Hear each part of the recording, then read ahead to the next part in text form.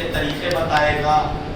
عزیزان محترم، یاد رکھیے ہم یا ہمارے اسکران میں سے کوئی بھی آپ کو فون کر مطلع کر سکتا ہے کہ جناب آپ اپنی یہاں مسجد میں مومنین کرام آئیں گے، ان کو بتا دیجیے گا کہ فلاں فلاں دن 22 کو میرا روڈ میں اور 23 کو ممرا میں اور 24 کو کیا کہتے ہیں آپ کے مغل مسجد میں اور 25 کو گوانڈی میں کانفرنس ہوگی. تجربہ کاری کی طرف سے آپ حضرات شرکت کریں، لیکن یہ اس سے کہا جاتا ہے جو غیر ہوتا ہے.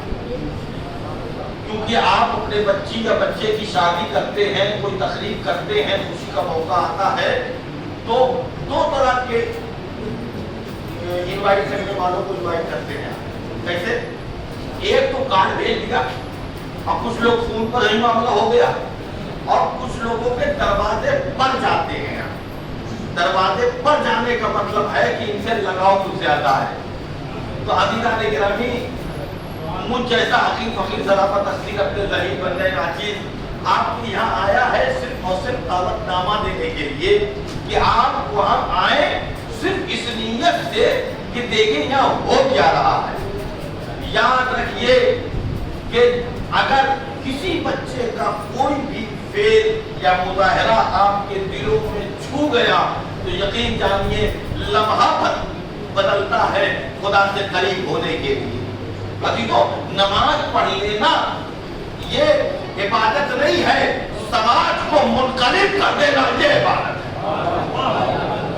سماج کو منقلب کر دینا یہ عبادت ہے عزیزان محترم. اور میں نے ابھی 4 منٹ ہوا ہے، ابھی 6 منٹ ہاتھ میں ہے. تو عزیزان گرامی، میں نے جو آیت پڑھی ہے سورہ تحریم کی آیت نمبر 6، جس میں پروردگار کہہ رہا ہے یا ایھا الذین آمنوا، اس سے کہا وہ جو ایمان لائے، یعنی پروردگار بے ایمانوں کو منہ نہیں لگاتا. آپ قرآن مجید اٹھا کے دیکھیے، جب بھی کافروں یا مشرکین سے گفتگو کرنے کی باری آئی تو کہا ہے قل یا ایھا الکافرون، اے میرے پیغمبر کہہ دیجئے کافروں سے. لیکن جب مومنوں کی بات آئی یا ایھا الذین آمنوا، تو وقوع گفتگو ہو رہی ہے، بالمشافہہ گفتگو ہو رہی ہے، بیچ میں کوئی واسطہ ہی نہیں ہے، نہ نبی کریم کا واسطہ ہے نہ اہل بیت کا واسطہ ہے. یاد رکھیے گا یا ایھا الذین آمنوا، اے وہ کہ جو ایمان لائے. اب کیا بات ہے؟ میسج دے رہا ہے آپ کو، قوا انفسکم واہلیکم نارا. بالکل مولانا کا خطبہ ملا لیجیے گا یہاں سے. کیا؟ قوا انفسکم واہلیکم نارا، اے ایمان لانے والوں اپنے کو بھی جہنم کی آگ سے بچاؤ اور اپنے گھر والوں کو بھی جہنم کی آگ سے بچاؤ. عزیزو، اگر اپنا ہی بچ جانا کافی ہوتا تو کبھی نہ کہتا اپنے گھر والوں کو بھی جہنم کی آگ سے بچاؤ. یعنی مطلب یہ ہوا خالی خود کو کامیاب کر لینا کامیابی کی دلیل نہیں ہے. جب تک گھر والوں کو اسلام کا بتا دے، بچوں کو اسلام بتا دے، بھائیوں کو صراط مستقیم پر گامزن نہ کر دے. یعنی یقین جانیے یہ قرآن جو ہے ایک وسیع کتاب کا نام ہے. یہ صرف گھر والوں کی بات نہیں ہو رہی ہے. اگر آپ اپنے گھر میں کیا کہتے ہیں حاکمیت رکھتے ہیں، آپ بڑے ہیں، آپ اپنے گھر میں، تو آپ اپنے گھر کی بات کریں گے. یہاں پر مثلا بچے ہیں آپ کے، بھائی ہیں چھوٹے آپ سے، تو ان کو آپ بتائیے کہ بھائی ذرا یہ کام غلط ہے، یہ صحیح ہے، یہ سب بتائیں گے. لیکن اگر آپ دیکھیں سماج بگڑا ہوا ہے تو یاد رکھیے اکیلے بیڈ پر، تخت پر، چھوٹے سے کمرے میں بیٹھ کر یا مسجد میں پیشانی کو تباہ کر لینے سے آدمی کامیاب نہیں ہے. عزیزان گرامی، بہت تلخ بات کہنے جا رہا ہوں، آدمی کامیاب نہیں ہے خالی اپنی کامیابی کے لیے. ہم نے لا الہ الا اللہ پڑھ لیا، محمد رسول اللہ پڑھ لیا، علی کی ولایت کا اقرار کر لیا، ابھی وہ کامیابی نہیں ہوگی جب تک کہ ہم امر بالمعروف نہ کریں، نہیں عن المنکر نہ کریں. عزیزو، ہم دوسروں کو یہ پیغام بتائے نہیں. اس لیے ارے قدیری وہی ہوتا ہے جو حسین کی سیرت پر عمل کرتا ہے. امام حسین کی سیرت ہے امر بالمعروف نہیں عن المنکر. اپنے کو بھی جہنم کی آگ سے بچاؤ، دوسروں کو بھی جہنم کی آگ سے بچاؤ. عزیزو، 1.5 منٹ کی زحمت آپ آپ کو کہ جب جناب موسیٰ علیہ السلام کو حضور پر اللہ سے ہم کلام ہونے کے لیے گئے ہیں تو راستے میں ایک نابینا اندھا سیف العمر بیٹھا ہوا تھا، بلکہ لیٹا ہوا تھا، اس کو دو پرندے کھانا کھلا رہے تھے. سمجھ رہے ہیں؟ دو پرندے کھانا کھلا رہے تھے. ہم نہیں پہچان پائیں گے، موسیٰ پہچان گئے کہ جس کو پرندے کھانا کھلائے وہ پرندہ نہیں ہے بلکہ وہ فرشتے ہیں، اور جس کو کھلایا جا رہا ہے وہ بہت پہنچا ہوا ہے کہ نہیں ہے؟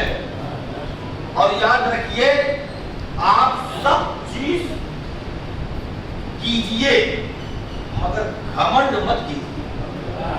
لیکن میری بات وہی سے جا رہی ہے، کچھ بھی کیجئے گھمنڈ نہ کیجئے. آپ مسئلہ زاداری کیجئے یا آپ کسی بچے کی پرورش کر دیجئے، کوئی بھی نیک کام تو بہت سے ہوتے ہیں نا، اس پہ گھمنڈ اترانا نہیں چاہیے.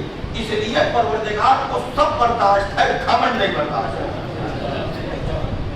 بات بہت رہی ہے. تو اب جب جناب موسیٰ اس نابینا کے پاس پہنچے تو جناب موسیٰ نے کہا کہ بھیا آپ کون ہیں؟ کہا میں فلاں بستی کا رہنے والا ہوں. بستی کے لوگ بہت بیہودے تھے، میں نے ان کو چھوڑ دیا، میں خود آ گیا، یہاں پر خدا کی عبادت کر رہا ہوں. موسیٰ نے کہا اچھا ماشاءاللہ. اس نے پوچھا آپ کون ہیں؟ جناب موسیٰ نے کہا میں نبی ہوں، موسیٰ میرا نام ہے، میں جا رہا ہوں اللہ سے کوہ طور پر بات کرنے. تو اس کو کہنا چاہیے تھا نا کہ میری عبادت میں کچھ کوتاہی رہ گئی ہو تو جا کے معاف کروا دیجیے گا، آپ نبی ہیں، آپ تو بھائی پہنچے ہوئی بات کریں، وہاں ہماری سفارش کرا دیں گے. لیکن اس کو گھمنڈ تھا اپنی عبادت پر. اس نے کہا موسیٰ جا کر پروردگار سے پوچھئے گا کہ جنت میں کون سا فلور مجھے ملے گا اور کون سا پڑوسی میرا ہوگا. وہ اہل گھمنڈ کی انتہا. پروردگار گھمنڈ کرے تو فطر اس کو منہ نہ لگائے، اور یہ گھمنڈ کر رہا ہے. کہہ رہا ہے کہ جا کے پوچھے گا کون سا فلور ملے گا، کون سا میرا پڑوسی ہوگا جنت میں. جناب موسیٰ گئے اور ساری گفتگو کی یہی بھول گئے، یہی پوچھنا بھول گئے. اب پلٹ بالکل جلدی نہیں بتا رہا ہوں میں، اب پلٹ رہے جناب موسیٰ تو پروردگار کہتا ہے موسیٰ وہاں تم سے کوئی بندہ خدا تھا میرا، اس نے کچھ کہا تھا. ارے پروردگار ہاں بھول گیا. دیکھیے انسان بھول سکتا ہے، پروردگار نہیں بھول سکتا ہے. پروردگار نے کہا اچھا. اس نے کیا پوچھا تھا؟ کہا موسیٰ نے کہ پروردگار جب تو جان رہا ہے تو پوچھ کیوں رہا ہے؟ کہا جا کے اس نے تم سے کیا کہا تھا؟ یہی نا کہ میرا پڑوسی کون ہوگا، مجھے کون سا طبقہ، کون سا فلور، طبقہ یعنی فلور ملے گا. جا کے کہہ دینا موسیٰ کہ جنت میں جاؤ گے تب فلور ملے گا، جنت میں جاؤ گے تب فلور ملے گا. جناب موسیٰ نبی تھے بیچارے، دل چھوٹا ہوا، کہوں تو کیسے کہوں. بھائی ظاہر بات ہے کہوں گا کیونکہ عابد ہے، وہ عبادت گزار ہے، وہ کوئی کافر روپی چھوڑی ہے وہ. بھائی دبا جناب موسیٰ پہنچے، کہا بھیا ٹھیک ٹھاک ہے، تو وہ وہی یاد دلاتا ہے کیونکہ موسیٰ کو تکلف تھا بیان میں. بھائی وہ کہتا ہے کہ یہ بتائیے کہ آپ نے میرا پیغام پہنچایا نا پروردگار کو، اسے کیا جواب دیا؟ موسیٰ کہتے ہیں برا نہ ماننا یار، پروردگار نے تو بہت ہی سخت جواب دے دیا. تب کیا جواب دے دیا؟ کا جواب یہ دیا ہے کہ اس سے کہہ دینا کہ جنت میں جائے گا تب تو ملے گا، فلور اور طبقہ اور پڑوسی کی باتیں ہوں گی. یہ کہتا ہے کہ سبب نہیں پوچھا آپ نے کہ کیوں ایسا کیا. جناب موسیٰ نے کہا ہم نے سبب پوچھا تھا. پروردگار نے کہا کہ جا کے اس نابینا سے کہہ دینا کہ پروردگار کو کی کوئی کم عبادت کرتا ہے، پروردگار اس کو معاف کرنے کا مادہ رکھتا ہے، مگر کوئی خود غرض ہو جاتا ہے، اپنے گاؤں والوں سے، شہر والوں سے، گھر والوں کو چھوڑ دیتا ہے، تو ایسے گھمنڈی اور ایسے تنک مزاج اور ایسے خود مزاج لوگوں जन्नत में सूख सकता हूं।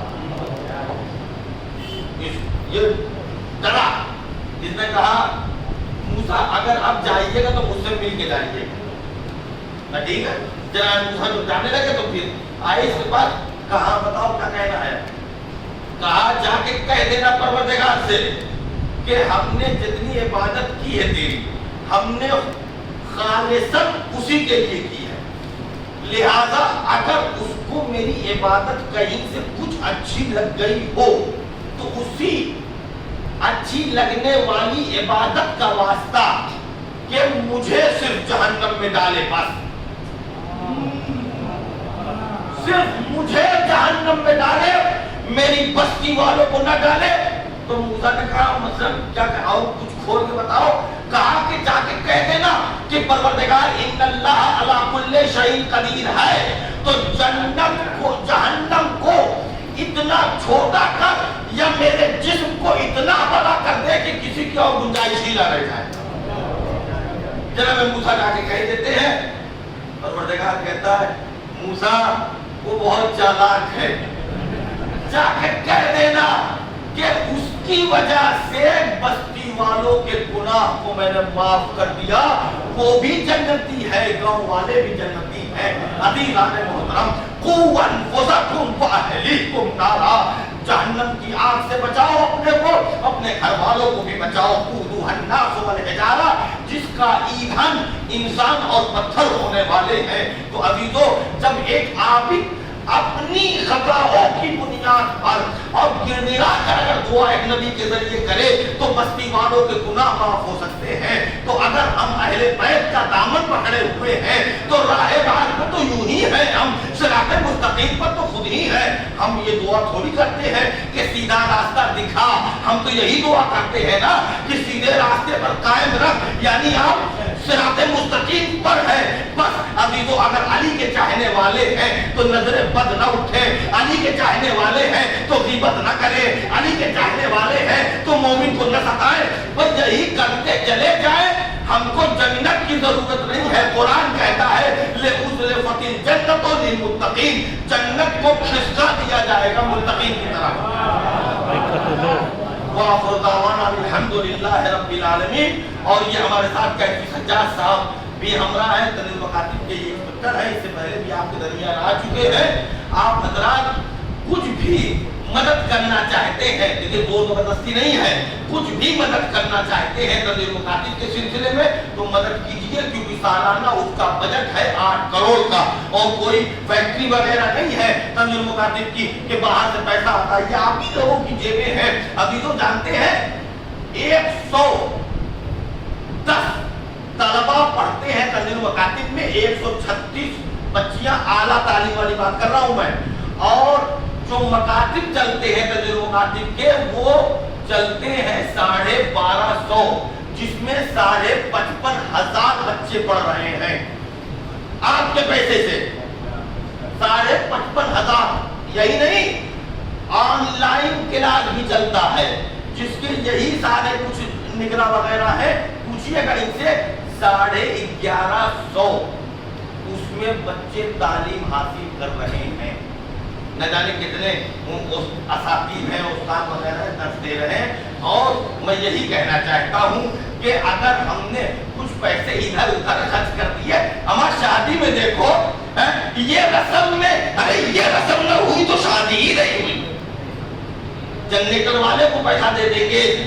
याद रखिए, सजावट अगर नहीं की तब भी शादी होगी, मगर आपने यही पैसा आपने दीन के लिए खर्च किया तो याद रखिए, मैं 40-42 साल का हूं ना, अब ये ढलान है, जो ढलान पे आता है कितनी तेजी से उतरता है, समझ रहे हैं। और कुछ दिनों के बाद खुदा न करे वैसे सारे मोमिनीन महफूज रहे, शुगर है, थायराइड है, ये तो बचपन में मैंने सुना ही नहीं था, है? और फिर उसके बाद हाथ में राशा आ गया, नजरें कम हो गई, अब 60-65 जाते जाते फिनिश मामला है। बात समझ में आ गई? तो जिसको हम अपनी दौलत समझ रहे हैं, अल्लाह कह रहा है मेरा तुम्हारी नहीं है, हमारी है, हमारी दौलत है। جب آپ خدا کی دولت کو خدا کی سمجھیں گے تو خدا خدیجہ کی طرح آپ کا قصیدہ قرآن میں پڑھے گا وَوَجَدَكَ عَائِلًا فَأَغْنَىٰ. اے میرے پیغمبر آپ کو جب میں نے غریب دیکھا, مفلس دیکھا, تنگدست دیکھا, فقیر دیکھا تو کیا دولت دے کر آپ کو غنی نہیں کر دیا؟ تو یہ آپ حضرات کچھ بھی آپ مدد کریں گے تجربہ مکاتب کے لیے خدا آپ کے رزق میں اضافہ فرمائے گا. آخر میں ایک گزارش ہے کہ سورۃ فاتحہ اور سورۃ اخلاص میں تلاوت فرما کر آپ حضرات اپنے اپنے مرحومین اور جملہ مومنین و مومنات بالخصوص بانی تنظیم خطیب اعظم سید غلام عسکری صاحب اللہ مقامہ, والد ابی العلام سرکار رئیس الواحدین مولانا سید کرار حسین صاحب اللہ مقامہ, سید نشان حیدر جباتی صاحب اللہ مقامہ اور ان کے رفقائے کار کوئی ساتھ. اللہم صلی علی محمد بسم اللہ الرحمن الرحیم.